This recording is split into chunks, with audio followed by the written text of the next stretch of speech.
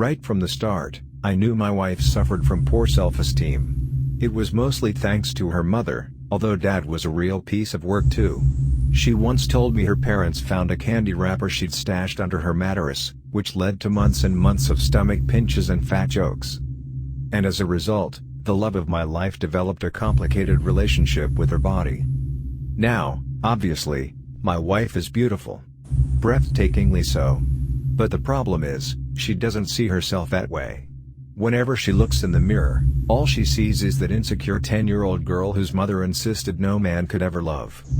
And, tragically, her existing insecurities were only amplified by social media. She began following countless influencers, most of whom photoshopped the crap out of their pictures. She told me that, even though she knew full well these ladies presented a fictional version of themselves online, she couldn't stop comparing herself to them, and constantly agonized over all the ways she fell short. And so, I decided to step in. Take my most recent target, for example. One look at this lady's $1 million pout and my wife began contemplating lip fillers. I had to nip that in the bud fast. After breaking into the lady's apartment, I tied her down and whipped out my blowtorch, then ran it over her jaw until both lips melted away and the teeth became charred black. Even with extensive reconstructive surgery, she won't be walking down the runway anytime soon, and that means one less person for my wife to compare herself with. But today, less than 2 weeks after the lip problem got resolved, my wife found a new obsession: cheekbones. There's some up-and-coming model who's famous for hers, and now I keep catching my wife studying her side profile in a hand mirror. I'm gonna have to track this woman down and solve the problem with a mallet.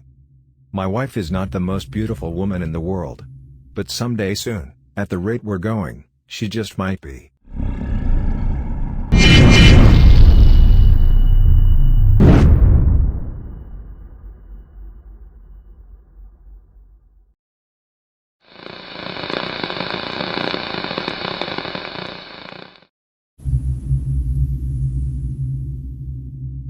I currently live with my mother, as I am saving to buy my first place. I pay rent and help out with chores and buying groceries. It has been quite nice reconnecting with her, as we were a bit estranged for a few years. There have been a couple of awkward interactions between us, as she keeps forgetting that I am not a teenager. We try not to mention the reason I moved out, or talk about her past problems. She confided in me lately, that she thinks someone is plotting to kill her. She keeps waking up to find stuff moved around in her bedroom. I assured her that it was probably just her imagination. Last week, I was awoken by a blood-curdling scream. I ran to her room to find her standing by the door pointing. I stared at the knife that had been plunged into the pillow. We called the police, and they couldn't find anything suspicious, and told us to call them if we needed anything else. My mother was really scared at this point, and couldn't sleep for days. I eventually had to slip some sleeping pills into her drink, just so she would fall asleep. I awoke this morning, and was on my way to the bathroom, when I heard a weird noise. I walked into my mother's room, and stood there frozen in shock. My mother lay on the bed, desperately struggling to remove the hands that were clamped around her throat. I could see the fear in her eyes, as her other personality tried to murder her.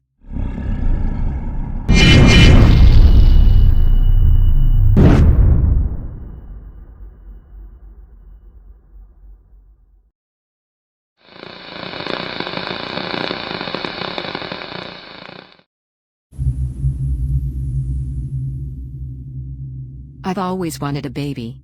Ever since I was little I played with dolls, putting them to bed, feeding them, combing their hair and dressing them in nice clothes. As my teenage life progressed, I found that my desire to have a child was negated by the fact that I was gay. My love of dolls turned to porcelain ones. Old-fashioned. Beautiful. I never really fitted in. Even in my 20s I was shy and nervous. But when I met Jane, my world changed. She wanted children as much as I did, but was happy for me to carry our future child. After many years of discussing it, we decided to make a family. Consultations, tests and results led the way to insemination. 6 days later, the doctor gave us the joyous news. I was pregnant. As my stomach swelled, we decorated the baby room, brought a crib, a rocking chair to feed in, mats, plates, dummies, nappies, the whole shebang. We were happy in our world, ready to start a family. Until, 7 months in, pain caused a rush to the hospital. I could feel my baby kicking, and with every toe punt, it felt like my sides were being ripped out. After a few minutes, a nurse came to see me. "Ma'am, we are going to take you to have an ultrasound. How many weeks are you?" 28 weeks, I said, as Jane pushed us down the corridor. The nurse scratched it down.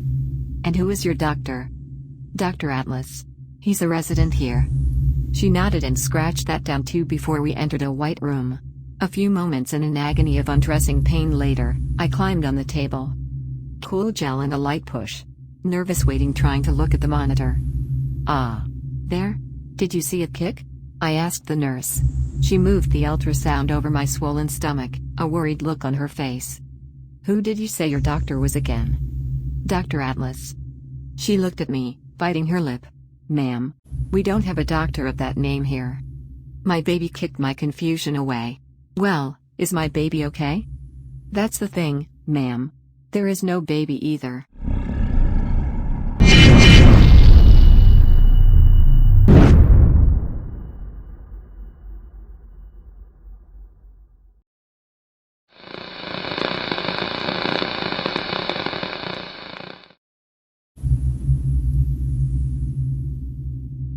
My girlfriend hates for people to see her naked. This is something she has suffered from her whole life. Her mother forced her to start throwing up food from the age of 2. She was told she was hideous, and that no one would ever love her almost every day of her life. We started dating 6 months ago, and she still refuses to take her clothes off in front of me. I love her, so I am very patient and try to help her overcome whatever she is feeling. This morning, she walked into the room and stood there with a smile on her face. She told me she was finally ready for me to see her topless. She then yanked off her top and proudly exclaimed, "What do you think of these? I grew them myself." I just stood there frozen, while staring at the massive tiny faces, that all appeared to be screaming in terror.